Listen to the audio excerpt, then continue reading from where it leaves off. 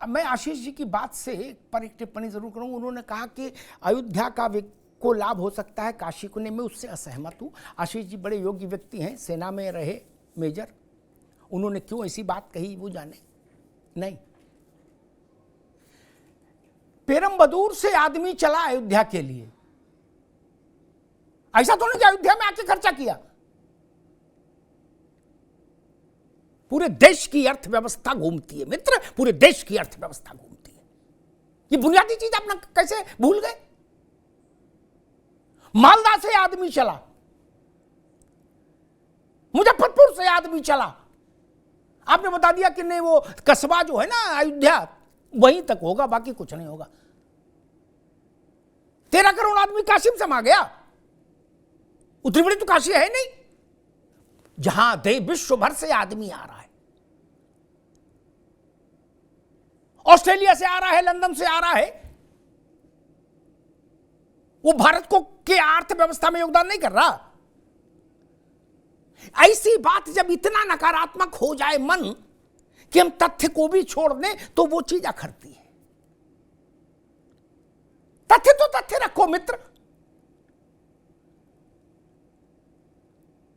मैं अभी जा रहा था, एक कार्यक्रम था इंदौर।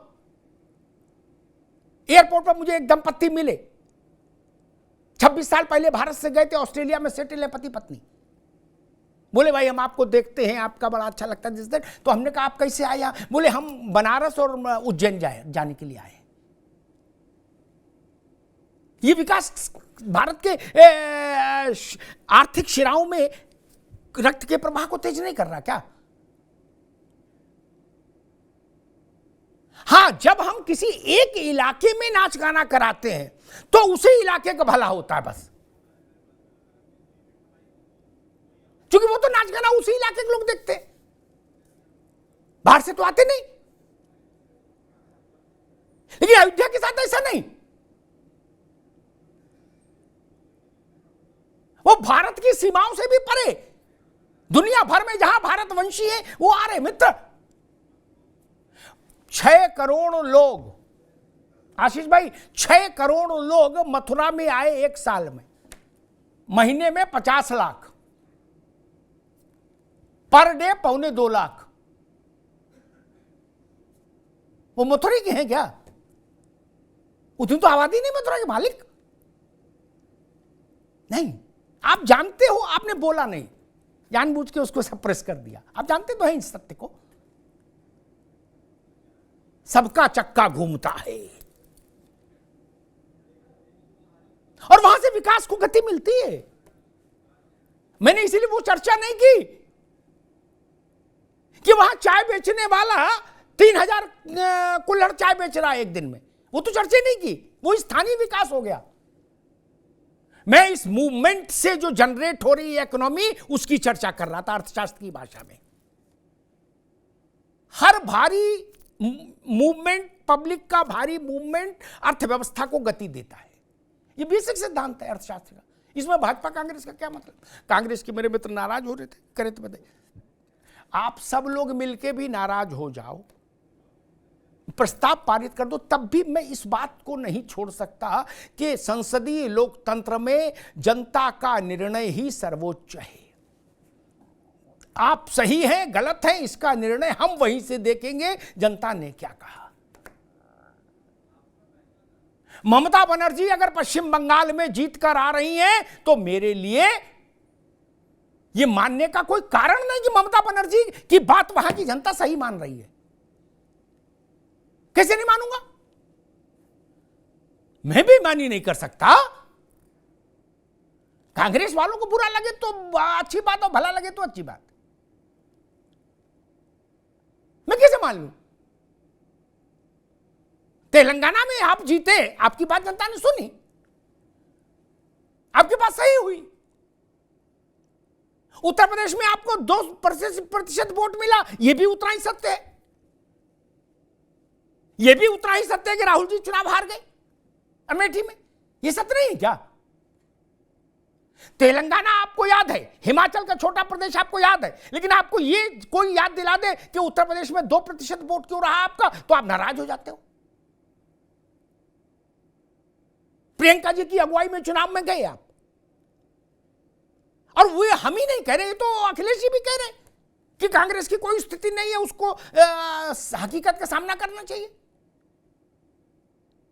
इसीलिए तो वो सीट नहीं दे रहे ज्यादा। इसमें मैंने कोई अलग बात तो नहीं कही मित्र। और मैं फिर उसी बात पर आता हूं, मेरे घर मोहल्ले में विकास हुआ या नहीं हुआ, अनुपम जी, इसके लिए मेरी पहली और अंतिम कसौटी मेरी आंखें हैं। बस मैं किसी की नहीं मानता ना।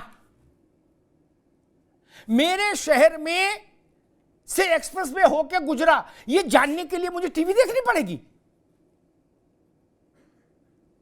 ना जी ना, टीवी देखने की क्या जरूरत है? अयोध्या में राम मंदिर बना, इसके लिए अखबार पढ़ना पड़ेगा? जाके नहीं देख रहे हैं हम?